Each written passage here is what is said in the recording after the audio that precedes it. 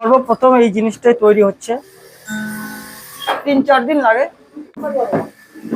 পরপর অনেকগুলো ফ্যাক্টরি আছে, 8-10টা ফ্যাক্টরি আছে। চলে এসেছি একদম গিটার ফ্যাক্টরিতে, দু হাতে দুটো গিটার নিয়ে দাঁড়িয়ে পড়েছি।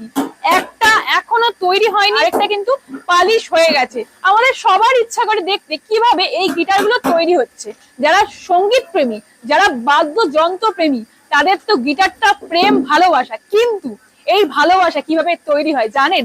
আজকে আমরা তাই চলে আসলাম গিটারের ফ্যাক্টরিতে। সপ্তাহে ধরো 120টা 150টা রেডি হয়ে যায়। আর গিটারটা যে তৈরি করছেন, এটা কি কাঠ দিয়ে তৈরি করছেন? এটা বিভিন্ন রকমের কাঠ আছে, একটা কোনো কাঠ না। আম কাঠ আছে, সেগুন কাঠ আছে, টুন কাঠ আছে, এই তো ফর্মা রয়েছে। এটা পাট পাট করে তৈরি হয়। তো এক পিসে দাম নিয়ে 2500 টাকা, 3000 টাকা। ঢুকে গেছি গিটারের ফ্যাক্টরিতে। এখানে কিন্তু গিটারগুলো তৈরি হচ্ছে, আর এই রয়েছে গিটারের ফর্মা। এখানে কিন্তু সারি সারি গিটার রেডি করে রাখা রয়েছে। কি দারুণ লাগছে! যারা সঙ্গীত প্রেমী, যারা গিটার প্রেমী, তাদের কাছে গিটার মানে হচ্ছে ভালোবাসা। কিন্তু এই গিটারগুলো কিভাবে তৈরি হয়, তাই তো আমিও চলে আসলাম আমাদের ভিডিওর মাধ্যমে তুলে ধরতে।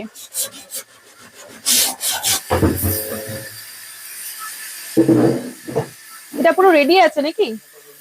এটা কি বড়দেরই গিটার না বাচ্চাদের গিটার? বড়দেরই গিটার। আমি তো বললাম বাচ্চাদের গিটার। এখানে কিন্তু চলছে পালিশের কাজ। আচ্ছা, একটা গিটার মোটামুটি কতদিন টাইম লাগে এই পালিশটা কমপ্লিট হতে? হ্যান্ডেলটা না, এটা রেডি করা হচ্ছে। হ্যান্ডেলটা কি শুকোতে দেওয়া রয়েছে? এই ঘরেও কিন্তু গিটার লোড করে রাখা রয়েছে, বাংলাদেশে যাবে বলছে।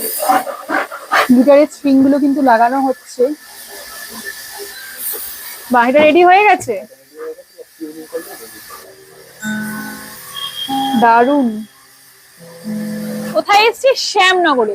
শ্যামনগরে কিভাবে আসবেন?